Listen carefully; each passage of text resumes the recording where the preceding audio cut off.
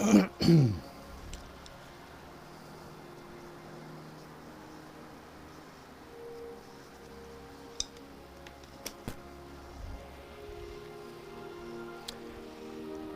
right there. Hello, friends. Thank you for joining me again.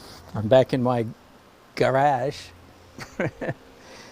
I guess I have 3 studios in my house. One is my real studio. One's my illustration studio upstairs, where I was just an hour ago. And now, because I'm doing paintings that are too big for the room, I paint the garage.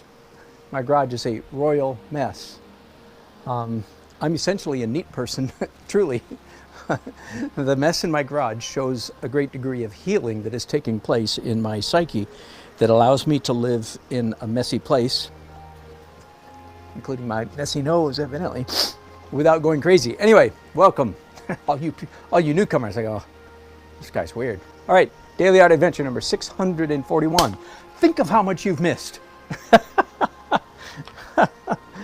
2.5 years. In fact, as of today, exactly 2.5 years ago today, January 1st, 2017, I started this Daily Art Adventure, and I'm all the way up to 641. That averages right at 5 a week. All right, let's talk about painting. Let's talk about this painting, and let's talk about scumbling. I'll try to do this fast, again, in case any newcomers are here. Artist my whole life. Fine arts, gallery seller painter, 15 years, selling mostly paintings this big because that's what the galleries want. 6 months ago, I decided to heck with that. I want to paint what I want. We'll see how that turns out financially. Still working on it. But the only difference is I want to paint large. Cityscapes are my favorite subject matter, so this is no exception. I have a photograph right here that shows the reference that I was working from. This is the main street in our fine city, Raleigh, North Carolina. Very, very clearly defined. It's called Fayetteville Street, but it's very clearly, it's wider, 6 blocks long. This is Memorial Auditorium. I'll zoom in just for a second. Memorial Auditorium at one end. If you turn around and look the other way, we see the Capitol building, the capital of North Carolina. So there you go. So it's the downtowniest downtown street of all. I've painted a lot of other streets, but I painted this way more than anything else. Now to the subject at hand. Well, no, not quite. With 6 months ago, with the change of painting larger, I also decided to paint more carefully, or more mentally careful. It doesn't mean more detail. No. Just more mentally taking time to really get things right. And finally, one less adjustment. This painting here, right here, this one painting of the thousands that I've done, literally thousands I've done in the last 15 years, I'm hoping is going to be a turning point. I've had in my mind for years now, I want to paint messier and neater, or neater and messier, or somebody this morning, Toby was it? Somebody, more decorative and more illustrative, both. Those are opposite ends of the spectrum. And I'm going to push them together. Does that make sense? So the drawing here, what of it you can see is actually quite careful and quite detailed and quite accurate. I'll zoom in just for instance. Look at these cars down here in the corner. Very, quite literally, carefully drawn. Same thing in this corner. Then the buildings here in the distance. Again, quite carefully drawn. But I want to combine that with more abstraction. And that's what you see as well. And I could talk more, but I won't. I want to get going. So last Friday and last Saturday, I had about 45 minutes, or each day to paint. Frustrating, yes, but reality sometimes. On Friday, I did a glaze over the whole thing. On Saturday, I did blue. Saturday, later that day, and Sunday, when I looked at my painting, my hair stood up and went, eat gads! I've ruined it. Okay, so I'm going to talk about scumbling here in a little bit. But before that, I've got to, because of where I'm at, I have the opportunity to talk about something else. And that is, what do you do when you screw up? Okay, so I'm not kidding. I wish I was kidding. I am not happy with what I did on the sky last Friday and Saturday. Darn it. But there's no way I'm going to pitch this and start over, right? You could do that with a little painting, like, enough of that, let's do another one. Can't do that here. So I'm going to have to fix it. Now, one of the challenges here is one of my chief goals in this particular painting was to allow much of the underpainting abstract. Those of you who are new, you don't know what I'm talking about, go back a few days and watch me do the underpainting. I want that initial underpainting abstract painting to show through a lot more. Well, if I start painting on top of this blue, there goes that abstract. So I've got a real challenge, truly a real challenge on my hands, and I don't know exactly how I'm going to fix it. Now let me back up and just talk about for a second about how do you, people like us, how can we screw up so bad? Well, first of all, a little grace on you and me. We screw up as artists, as painters, because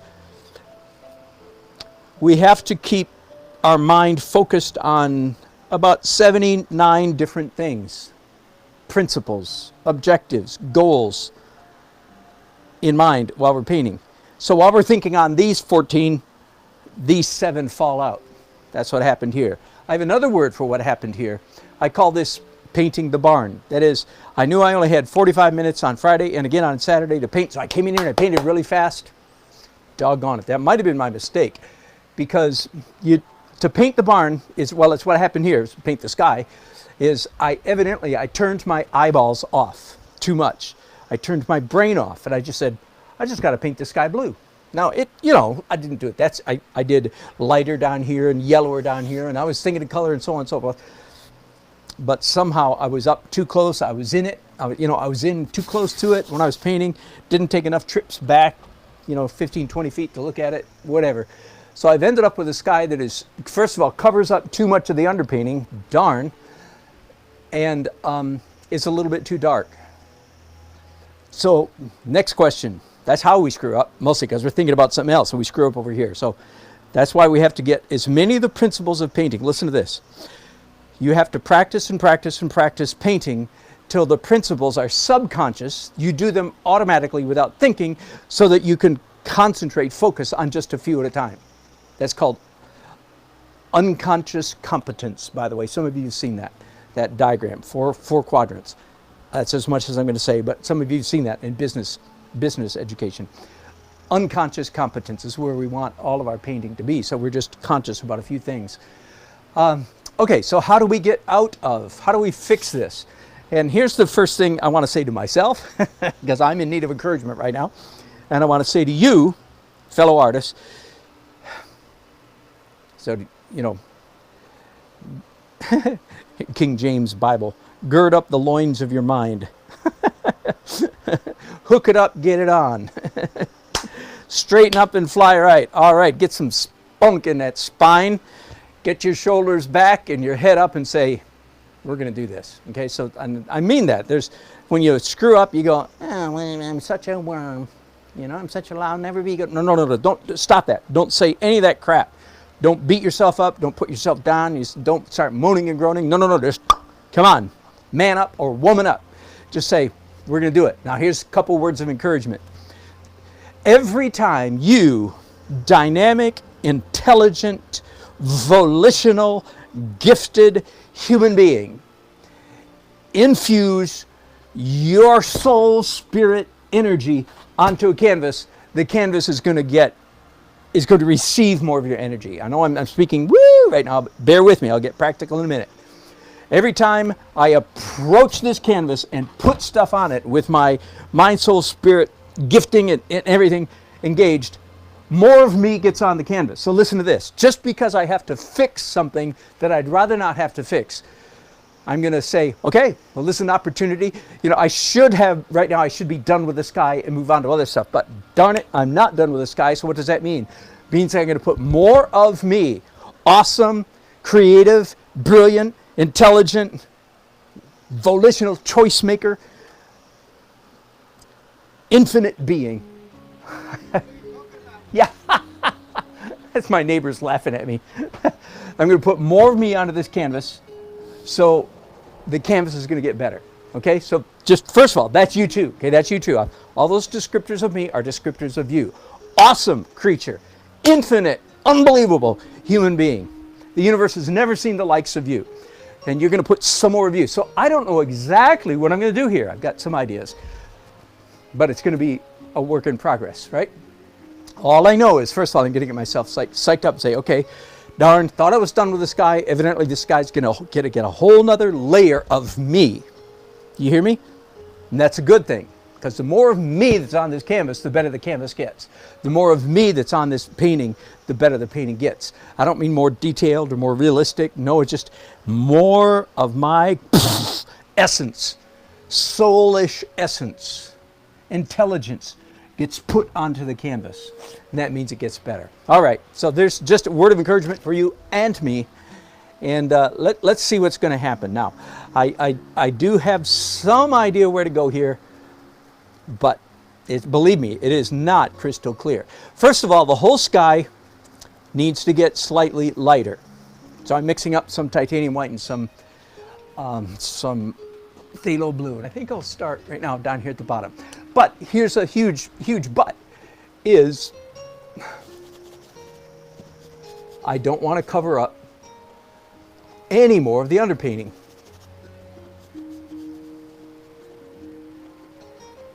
Now, I gave the title of this episode, I talked about scumbling, because that's essentially what I'm going to be doing to fix this painting. All right, so let's give some definitions. What is scumbling? First of all, I've never heard anybody else say this, but it seems quite obvious to me that the word scumbling, and I'm trying to remember what this word is. I think it's onomata or onomata. I should have looked it up before I started broadcasting, but I didn't. Onomatopoetic. If I say it that way fast, that's onomatopoetic. And apologies to you non-English speakers.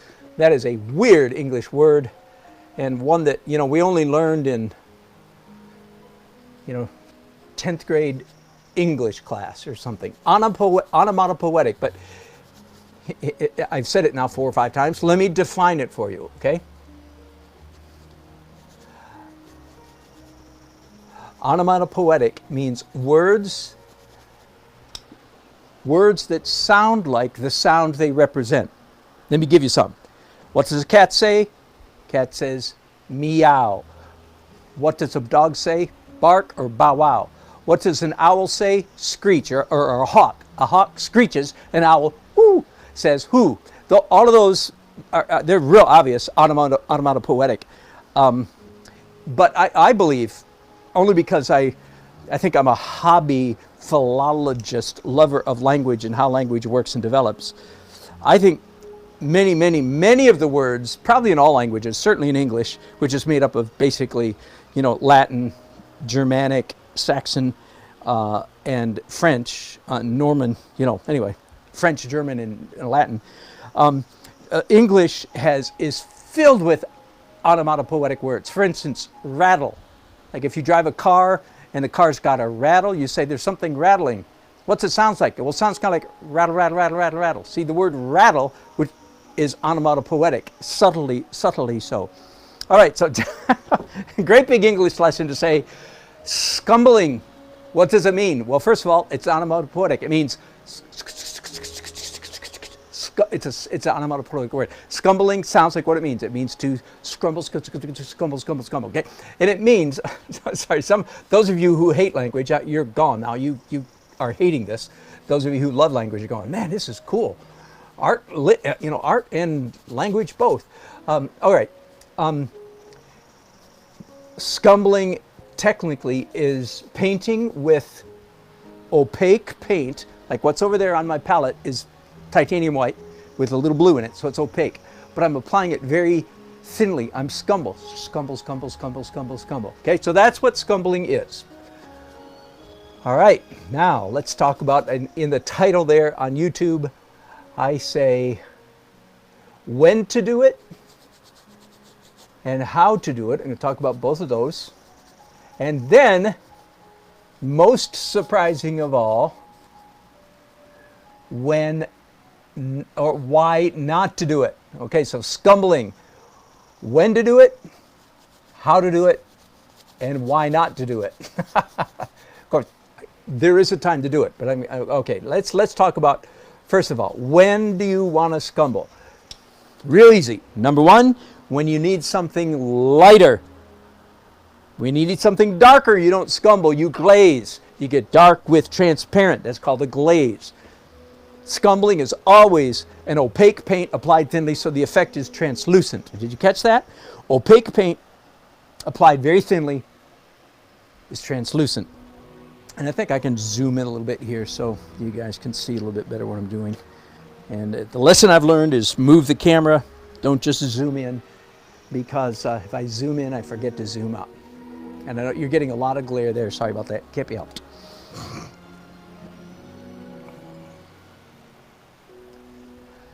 I see some interesting chats. I can't wait to get to them.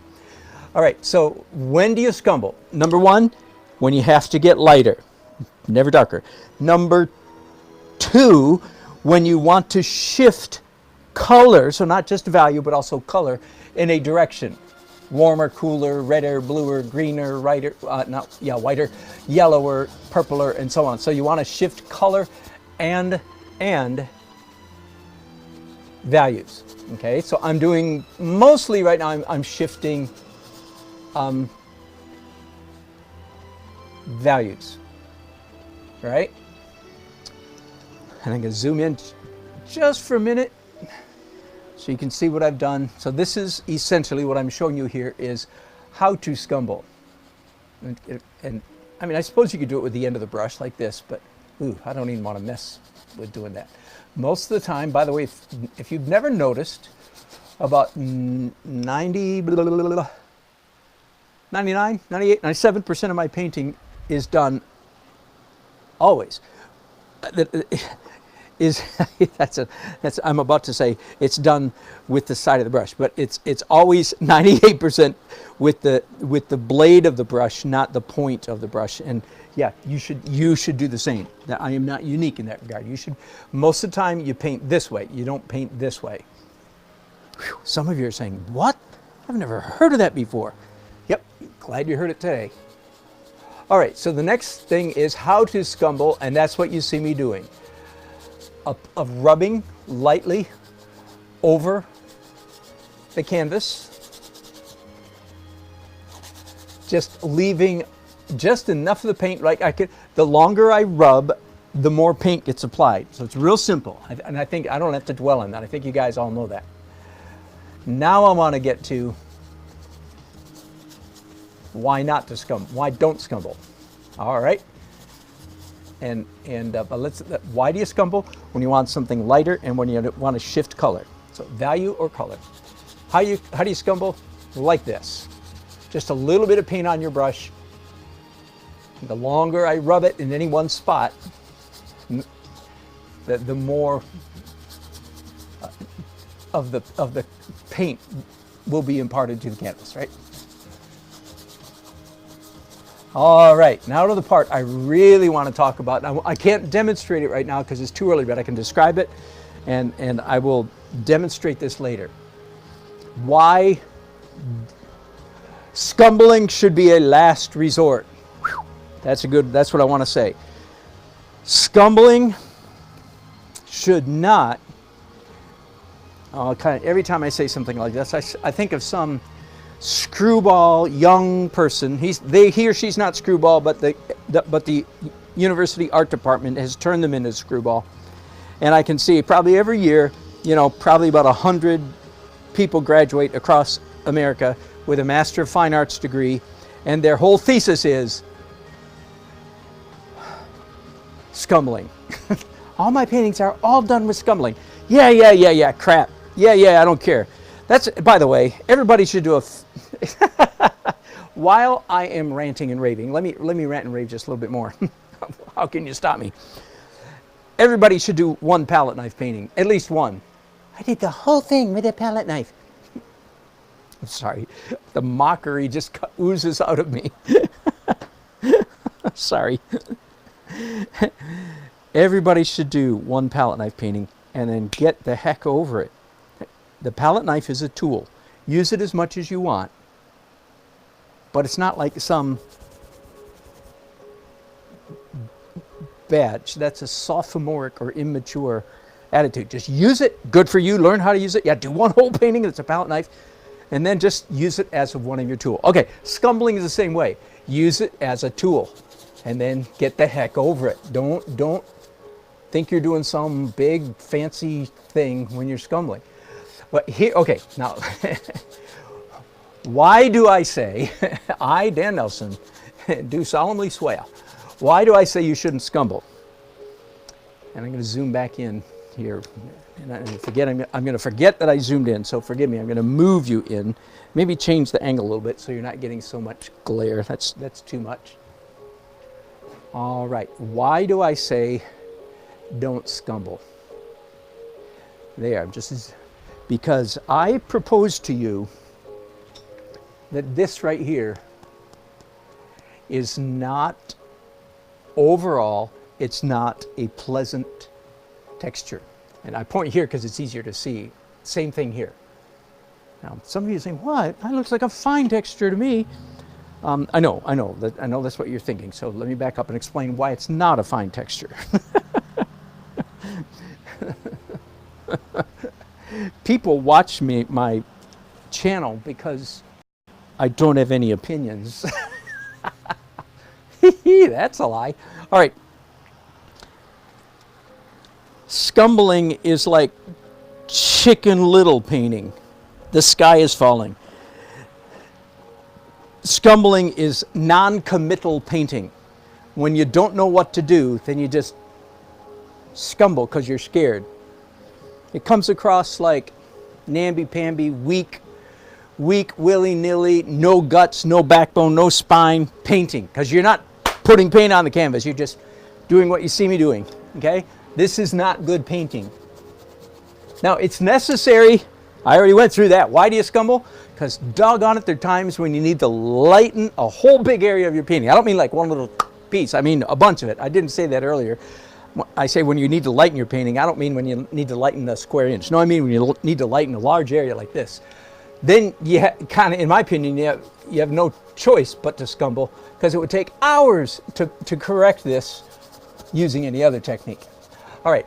But it leaves an unpleasant texture on the surface. It looks like somebody who doesn't know how to paint. I'm sorry to be blunt and mean, but as somebody who kind of knows how to paint, when I see your painting covered with scumbling, I go, scaredy cat, person doesn't know how to paint. It's non-committal. How do you paint? You pick up paint on your brush and you go, and you leave it there. That's how you paint. I am not alone in this. One of my favorite teachers, Mark Carder with a D, Carder, down in Texas. Mark Carder watches portrait paints. Draw, Mix, Paint is his YouTube channel. Fantastic painter, fantastic teacher. And he is death on scumbling. He says you don't scumble, especially in portraits. You don't blend. You don't put down this color and take a brush and go, which is essentially scumbling, right? In between, blending them like this, right? Again, John Singer Sargent, the granddaddy of us all, Rembrandt. Rembrandt did not scumble. Well, if he did it the way I'm about to do it. So here's what I'm getting to. Here's where I'm going. I'm scumbling now because, darn it, I have to. I don't like it, but it's got to be done. It would take hours to correct this, as I've already said, the right way, doing real painting. That is, real painting, pick up a slab of paint like butter on a knife and go like butter on toast. Bread, okay? That's real painting. People like to see paint on their canvas.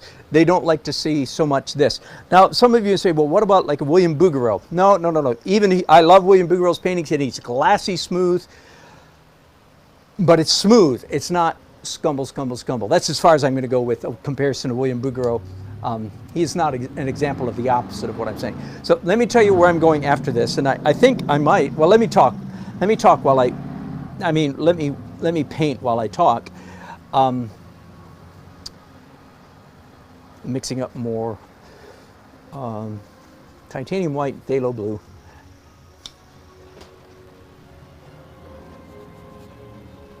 Nope, it can be lighter than that. Good. So what am I going to do? Because I just told you I'm covering a huge part of this painting with an unpleasant texture. The answer as to what I'm going to do is easy. I know exactly what I'm going to do. And that is, after I've got the sky shifted toward a lighter value, I'm going to come back and do what I've been describing, butter on toast. I'm going to do real painting on top of the Scumbling. Now, not over every square inch. That would take hours. No. I just have to I just have to real paint. I'm going to call it slab painting. Slab of margarine in the olden days, slab of butter, and you drag it across your bread. Real painting. I'm gonna slab butter paint on top of this. Not every square inch, but over enough of it. It's okay for some. Let me correct myself. Okay, you ready? It's okay for some Scumbling to show through. You just don't want wall to wall, or like this, large areas of Scumbling, because it is not a pleasant texture. Okay, so I'm way ahead of myself, and I'm not even done Scumbling, and I'm already telling you how I'm going to fix it. Now, just one more thing before I pull you in here again. So on Saturday, when I was doing the blue, which was also Scumbling. See, I did a bunch of blue on top of these buildings. Can you see that? Well, I don't know if you can or not, but I pushed them back with an atmospheric perspective. All of this is a Scumbling texture. It's just dry. I did it several days ago, and it is not a pleasant texture. But I already knew that I was going to come back and do real, quote-unquote, real painting, slab painting, butter on toast painting on top of this. Not every square inch. No. A lot of the Scumbling can peek around the strokes I'm going to put on top. But I want the like this building in particular, I want it essentially to be, new term I'm making up today, slab painted. I want it essentially, let me pick up a dry brush and demonstrate for you. So when I'm doing real painting, I'll have a blob of whatever color this is on my brush, and I'll go, and I'm done. I'm done. Does that make sense? That's how I paint. Again, 90% of the strokes that I put down, let me back you up now, 90% of the strokes that I put on a canvas throughout the entire painting process, 90% of those strokes are one and done strokes. One and done, or what some country painters call one stroke. It's no big deal. I do one stroke. Almost every stroke I do is one stroke, except for Scumbling. So that's why the Scumbling is a bad, violation of good painting. But I'm using it to get the color where I want. Now, I think I've just told you everything I wanted to tell you. And I think, because I've got nothing else good to say, some of you are going, nothing else? Have you said something good? Blink and you'll miss it. I think I'm going to let this broadcast be really short, and just because I'm going to be Scumbling here for several minutes. I have to go all the way up to the top of the painting. Just one more thing I'm going to show you that I'm doing on this particular painting, and I think from all the paintings I do from here out, I believe, is I'm going to come in here and erase, so to speak, wipe off some of the Scumbling I just put on. Because why? Because I want lots of the underpainting to show through. So the way here, there's a piece of a red stroke that was done in the abstract underpainting with acrylics, and I just wiped some of my Scumbling off of that. Does that make sense? So I'm going to do that before I finish this phase, and I will bring you guys back in for another broadcast. I hope that's all right. I know people don't want to get too many notifications in one day, but I will bring you back when I'm finished Scumbling. Wait a minute. I'm thinking, should I just keep it all as one broadcast? On second thought, yes, that's what I'll do. So I won't end this broadcast. Sorry, I'm thinking out loud, of course. I'll pause it. But there'll be a good hour between now and when I come back, because I've got to do this whole thing. Then when I come back, I'll show you new term today, slab painting. Butter on toast. This has a better ring to it than butter on bread. Butter on toast painting, which is proper painting, and I've got lots of that to do here, all in this area. All right. Some of you, I've seen you said left some great chats. So before I go and take a long break, let's see what you guys are saying. Uncle 60, otherwise known as Horatio, good to hear from you. No, it's not. Thankfully, it didn't get as hot today as they said. I think it's only 91 in here. And hi, Michael. 6 by 6 feet. I don't know if you heard that. Yeah, paint the inside my garage. Shh, don't tell anybody I did. When we moved in, we painted it. You want to see part of my garage here just for fun? I'll show you the kind of neat person I actually am in my real personality. There's my, whoops. There's my, don't ignore the messy workbench. I'm one of those guys that puts all my tools on the board and actually traces them, okay? That's OC. Hopefully not OCD, but definitely OC. And it's all painted nice and white. I insulated the garage when we moved in, so there was a lot of work done out here. Anyway.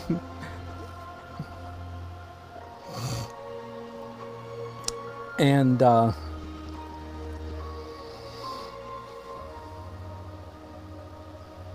good, Uncle 60. I remembered your comment even while I was painting it. Cover it all up and do it later.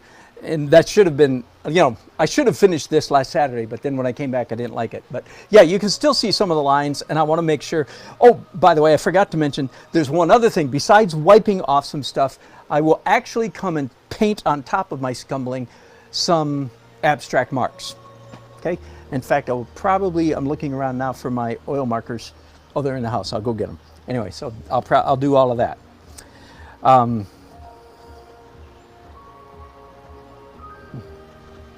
Say hi to Randy. Michael, palindrome. Doggone it, I do. Palindrome. No, I forget. I know that word. Are you going to tell me?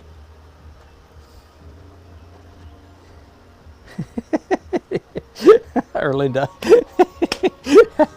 ADHD is such a beautiful thing. You learn from me stuff.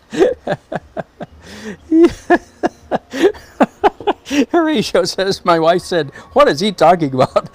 Laugh out loud, silly non-artist. You guys are funny. Mr. Pallet Knife, Bill Alexander. Yeah. And like I said, everybody should do it and get over it. Mark Carter, yeah. Whoa! You got a week-long, private week-long lesson? Oh my goodness. Erlinda, would you fly out to North Carolina and give me a week-long Mark Carter lesson, secondhand? Yes, Michael, draw mix painters. And I get such a kick out of Mark. Of course, he's way famous, and I'm not, of course. I'm famous to 12 of you. But we are so opposite. We are so different. He is so droll. And I love it, because he's different than me. And I disagree, kind of, sort of. Not really, but some of his techniques, whatever, it doesn't matter. I love that there's viva la différence is how I feel about that. Drumbling. Thank you, Karen. Exactly. Instead of scumbling, drumbling. That would work too. Thank you. Yep, intermission time. Good. Thank you, Michael. A palindrome is a word that spells backwards and forwards, of course. Adam, I'm Adam. Eve, I believe. Those are almost palindromes. I'm not sure they are.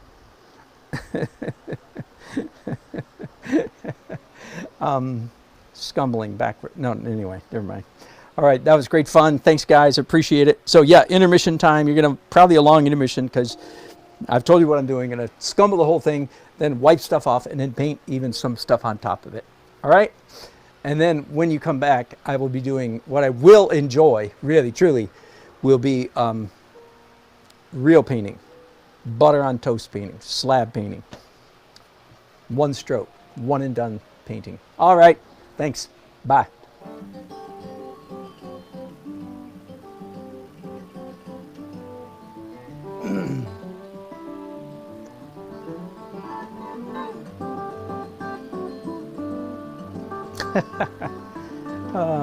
Whoops, are we there?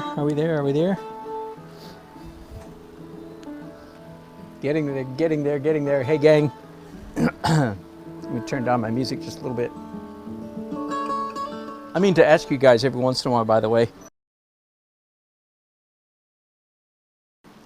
Doesn't matter too much, but I would like it to be a faint whisper in the background for some reason. When I watch other people doing live broadcasts, I like just a little hiss of atmosphere. You probably can't hear anything right now. Whoops. I'm paying a service. By the way, it's called Epidemic Sound. I read an article on them today on the internet, and the up and coming. I think it's the largest of this service. Anyway, they give me for $15, $16 a month. They provide copyright-free music, and I've spent quite a bit of time putting together playlists of music that I like. Anyway.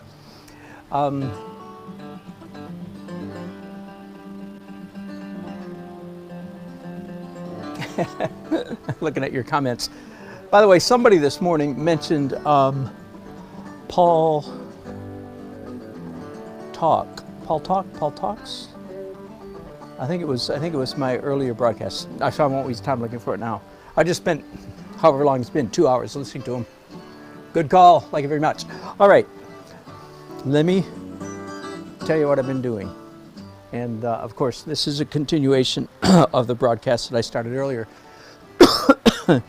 And I won't repeat it all now. I'm sorry. But I had told you that I wasn't happy with work I did on Friday and Saturday on the painting. So I've just basically just spent, whatever that was, 2 hours redoing the sky. And one of the things I tried to convey to you my fellow artists, is a word of encouragement to myself and you, that we get dismayed and we go, oh no, I messed up, now I gotta go in and fix something.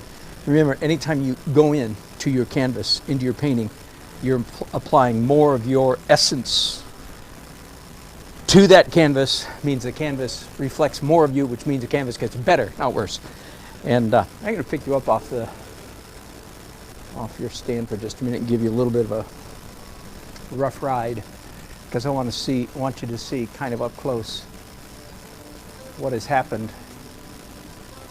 So when I left you last, I was busy scumbling this entire sky. After scumbling, then I began to do what I call real painting, or what I'm calling today slab painting. Butter on toast. So essentially, after scumbling to get the whole thing to basically the color that I wanted, then I began to build up thicker and thicker and thicker paint on top of that. And not only thicker, but more variety. Colors, like there's a purple patch there and a purple over there. There's a big green swath through here, not to mention yellow here and here, orange streaks here and there. I actually took a brush full of wet paint, and then got turpenoid on it and splattered it. You saw that, a bunch of splatters, because there were splatters in the underpainting. That's really dangerous to do on top of a wet painting, by the way, but anyway, I did it. And I would like to tell you, so I will tell you, that dang, I'm happy with my painting. So it's actually all, I can't promise that it's better than it would have been if I hadn't screwed up. But yeah, it's probably better than it would have been if I hadn't screwed up. So why? Because I applied energy, soul, psychic force, to use crazy language, onto the canvas. I thought, I worked, there's the word. I worked on it. No mystery. And after all the work, so I have, whew, anyway, all that is to say, I am glad to report. Hello, Abnormal Dark Serpent. Nice to hear from you again. All right, now, as promised, I called this whole broadcast today, Scumbling. When to do it, how to do it, and why not to do it. And the last one is, I don't really mean why not. What I mean is, after you've scumbled, how do you fix it? Now the answer is you have to do real painting on top of the scumbling. And that's what I've done here. I've done, a brush with paint on it and put it on the canvas and leave it instead of scumbling. All right, so now I'm really looking forward to this next step. And I think I'm going to start way up here.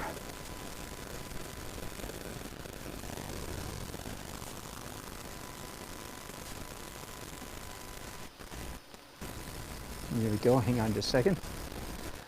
going to start with this building, and I hope, of course, that I remember to move this, move the camera back after I'm done. All right, so again, the painting, I'm sorry, the building, I mean to say, it was done in quite much detail in the acrylic. I took the acrylic drawing further than normal, tighter, more precise, so I don't have to redraw it as I often do in oils. I don't have to redraw it, it's drawn well enough. But it also has, this is what I want to say, it has scumbling on top of it. It's fogged out by a bluish gray, white and blue scumbling that I did last Saturday. That's okay, because it needed to be pushed back. Otherwise, it wouldn't have enough atmospheric perspective. But as I was saying earlier today, the scumbling is not a pleasant final texture.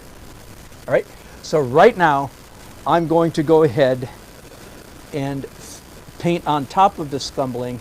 So this again, this demonstrates what do you do after you've had the scumble. Now I'll repeat myself because many of you perhaps weren't with me in the first half, or you'll maybe miss it. But why does anybody have to scumble? The answer is anytime that you have to shift an area, a significant area of your painting, you have to shift it lighter and or shift the color. And if it's a large area, then you pretty much have to do that with scumbling, because it would take hours to do it. Slab painting, butter on toast painting. If you don't know what I mean by that, well, I guess you do, because most of you have seen the first half of this broadcast. So, all right, right now I'm trying to match this color, and I keep missing it by a mile. I'm trying to match the color, that green that's at the top of those buildings, right? You can see that's, and by the way, everybody that lives in Raleigh recognizes the tops of these buildings as, this building, I mean, the top of this building is green. It's very distinctive in our skyline. We have three, right at the moment, we have three tallest buildings in downtown Raleigh, 30 stories or something like that.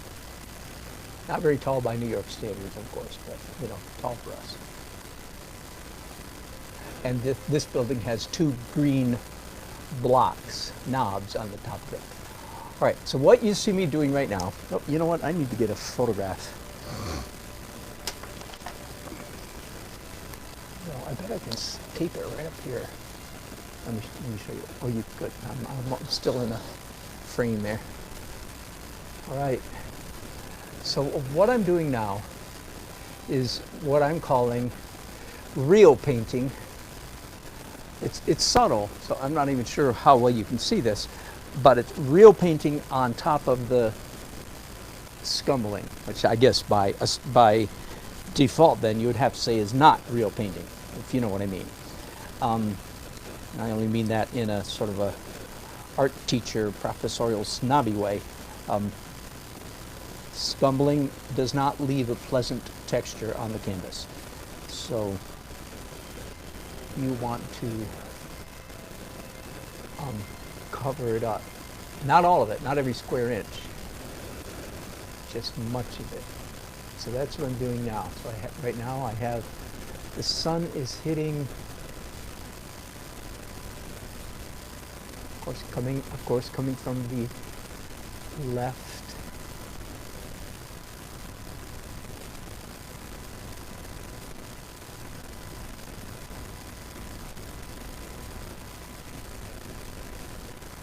So this is what I mean by real painting, even though I called it slab painting. These are pretty thin slabs, right? But the idea is I'm putting paint down on the canvas and then not blending it, not smearing it around. Again, for some of you, just that lesson right there is one you need to learn.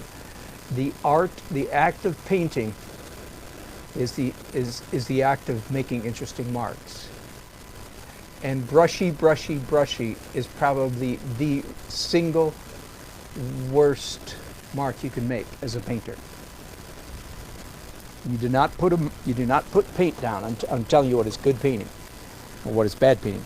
Here's bad painting is you put a bit of paint down and then you spend the next 2, 3, or 30 seconds blending it. In essence, scumbling. Okay, so you know that is, and some of you, believe me, I've watched students paint. I'm sure I used to be one. That is the essence of their painting is smearing paint around, and that is not a good essence. That is not a good mark. It's not a good look. So somebody needs to hear this today. You don't put paint down and then smear it around. That's what you do if you're painting a wall in your house. And then you do smear it around. But if you're painting a painting, you do not. That is not good painting. I'm saying that over and over.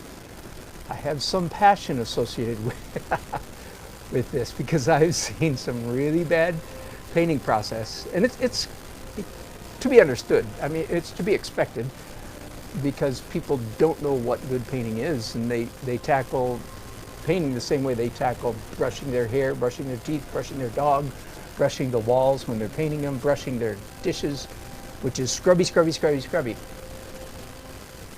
But scrubby, scrubby is not good painting. Whew, boy, glad I got that out there. So I'm mixing up now a little bit of ultramarine blue, just for some variety. I'm looking at my photograph quite a bit for reference. Now, so I have sort of a mid-tone blue on my brushes, right? I can put this color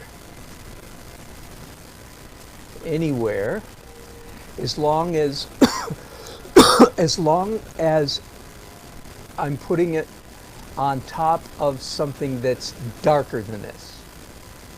Like for instance, here's a little blush of something. If I were to put that there, now I can do it as a, so to speak, as a cheat, but that's breaking the rule. You don't want to, I'm just about done with this building, by the way. You don't want to put a dark opaque color on top of something that's lighter. Let me say that again. So how I usually express this is you get dark with transparent, light with opaques. That's how I usually express this, but I'm just saying the same thing but in different words. If you have opaque paint on your brushes, you can put that opaque paint anywhere except where it's lighter. So the paint on your brush, opaque paint on your brush, must be lighter than what you're putting it on top of. There. Does that make sense?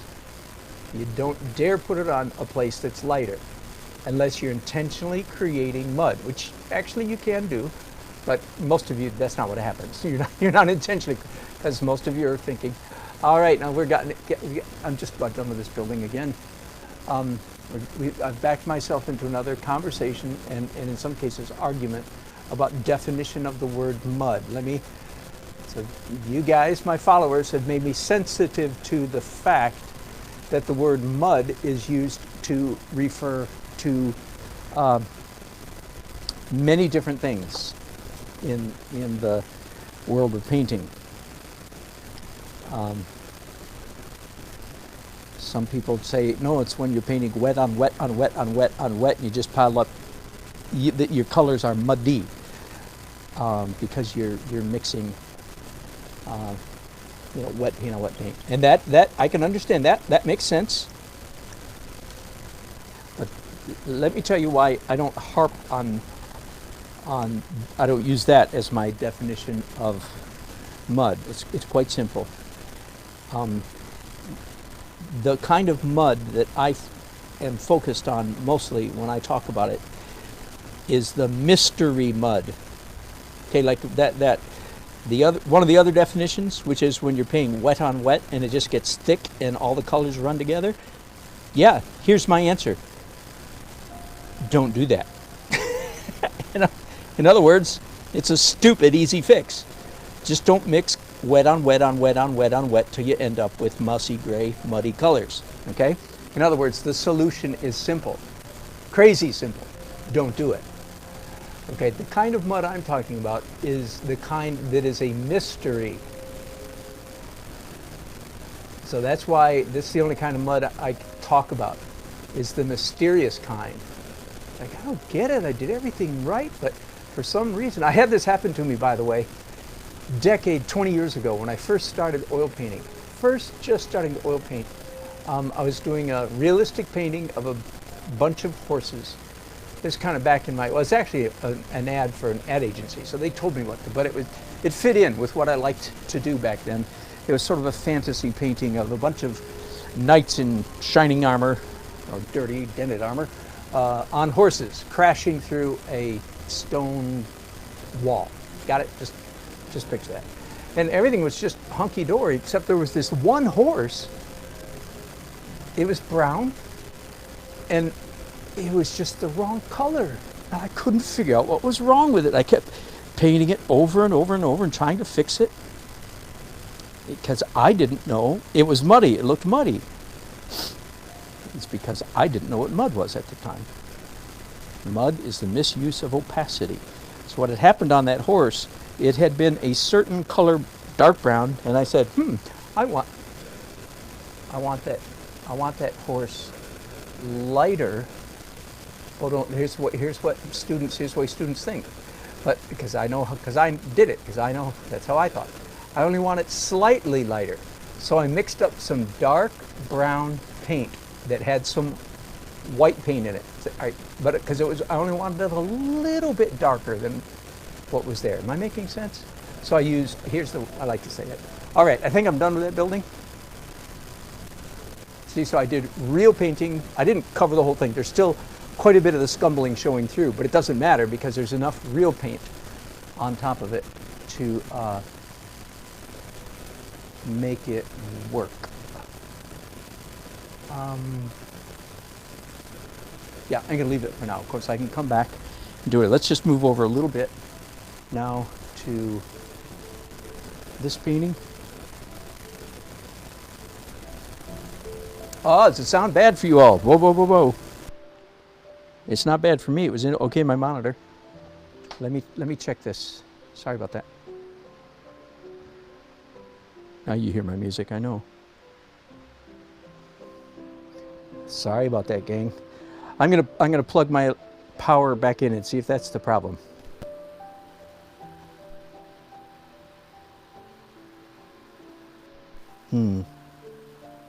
I can't hear it. That is, I don't hear any bad sound.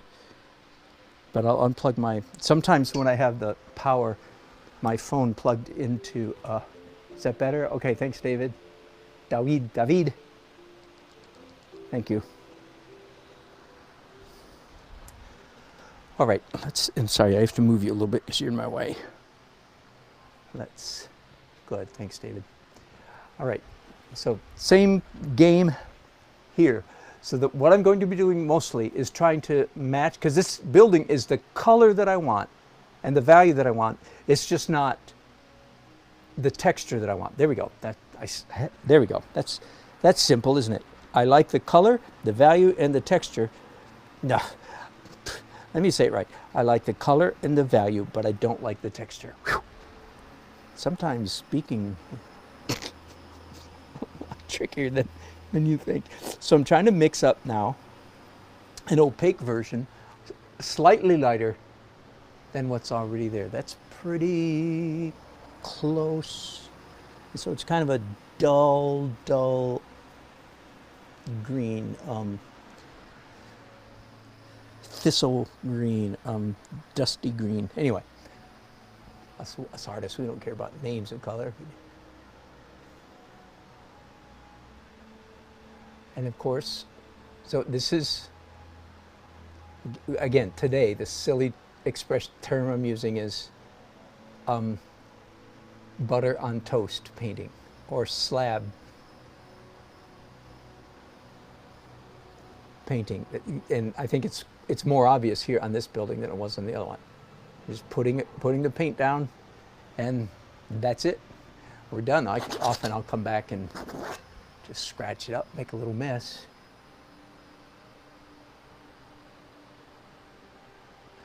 Let me look again at the photograph.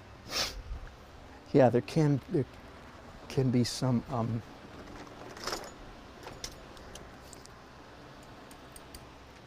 little mullions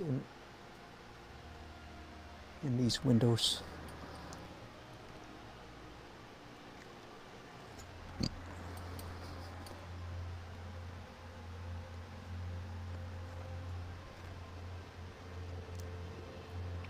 Now I'm going to do just a little bit to this edge of the building. Yep,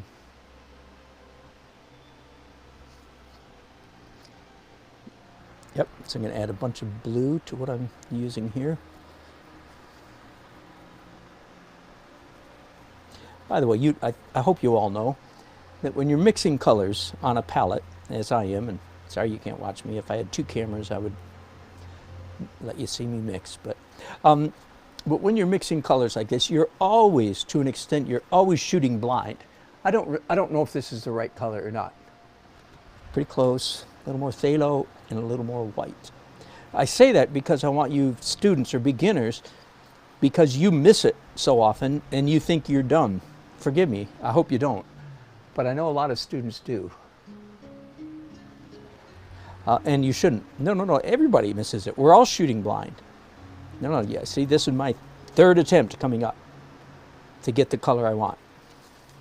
Okay, so don't beat yourself up. This is normal painting. It takes a while sometimes to get the exact color you want.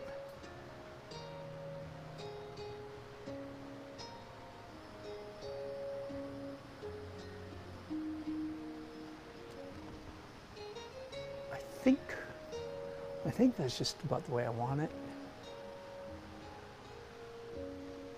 I just painted a dot up there in the sky. That was pretty arbitrary.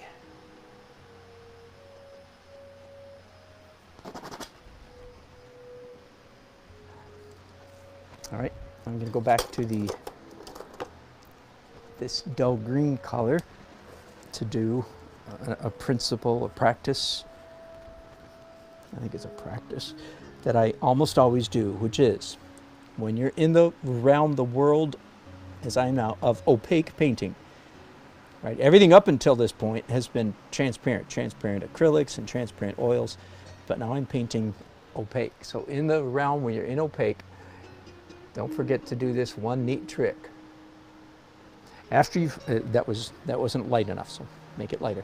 After you've put down a little bit of opaque paint, which is all the stuff there, you come back with a slightly lighter version of that same color, and you just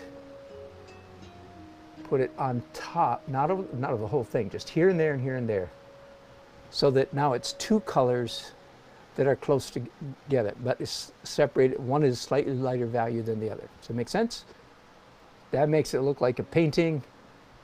I don't know how else to say that.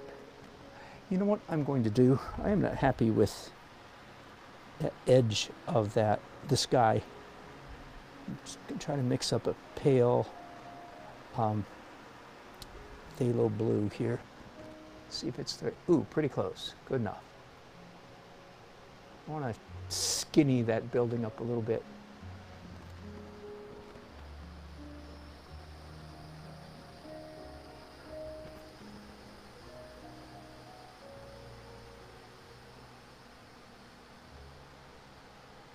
It's a little bit too sharp, so I'm going to smudge it actually with my fingers. I don't usually paint with my fingers, but once in a while. And by the way, part of the reason I feel safe doing that is I don't have any toxic colors on my palette. No cobalt blues and no cad yellow, orange, red.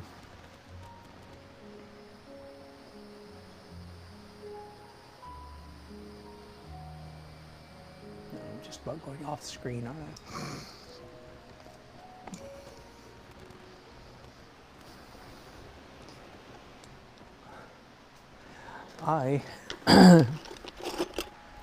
This is something else I find myself doing more on this painting than I have been doing on my normal paintings. Again, because this painting is, I'm trying to be more abstract as well as more realistic. So right now I'm adding abstraction with these pencil marks.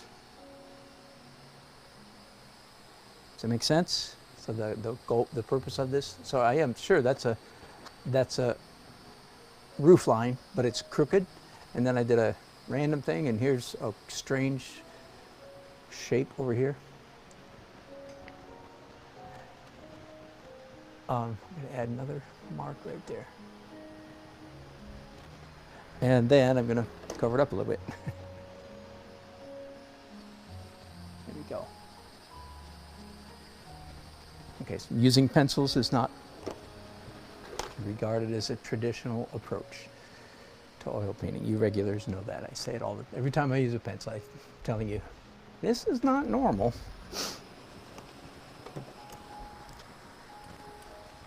Now, next building down. Oops, let me move your camera a little bit.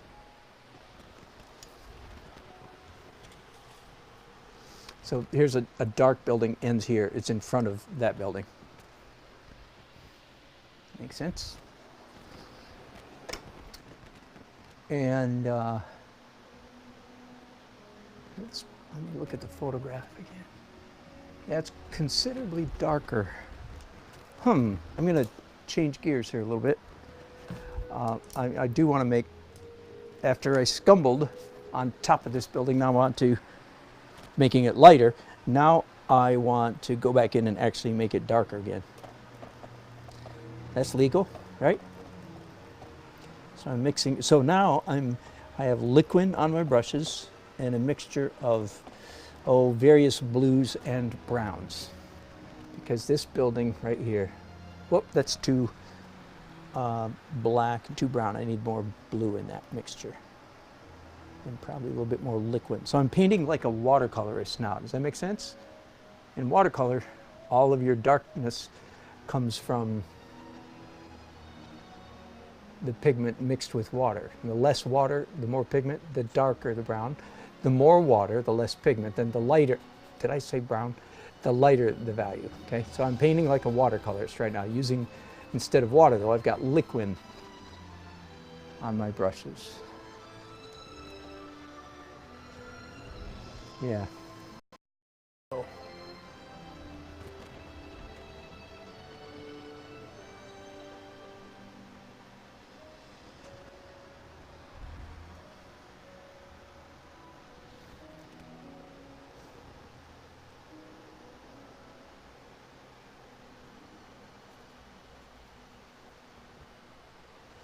Am I still? Oh, I'm not. Hang on just a second. Am I in picture? Yep. All right. I think you've actually seen enough of me recovering then from scumbling.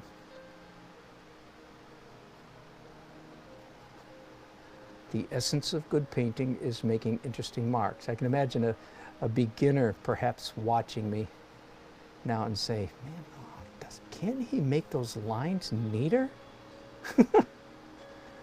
Bob Ross is a better painter than him. And I like Bob Ross too, I like his program. People say, was he a good painter? And the answer is, who knows? Not on his TV. Maybe he was. He probably had some skill, but he wasn't he didn't do quote unquote good paintings on his TV show. That was not the goal. The goal was to produce a good TV show, which he did. So I'm getting, it sounds a little snobby.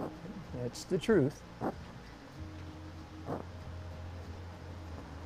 Every painter must know all the Bob Ross brush tricks, and then guard yourself against using them. That's the best way to play it. Or against using them too much. I'm sorry. Let me correct that. You can use them somewhat. All right. Let me move you guys. Nice shot of the top of my head, I'm sure. Yep. Just a few chats, and then I'm going to end this broadcast and leave you alone for a while. I hope to broadcast again later on today. Marlene, Dan, would you consider adding tenacious to your list of...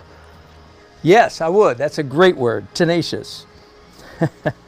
That's very good. Yes, tenacious. Take your tenacious self and go back in and attack that painting. All right, so I'm going to end my scumbling, when to, how to, and why not to, or more precisely, how to recover from scumbling. And I'm going to paint for a while by myself. But I'm quite sure I'll be bringing you back in at some point. I don't know which point yet. Okay? I look forward to having some of you, whoever joins me next time. It'll be fun. Thanks. If you haven't subscribed and hit the bell, please do so. If you hit me with a like, that'd be nice. Enjoy your company very much. Bye-bye.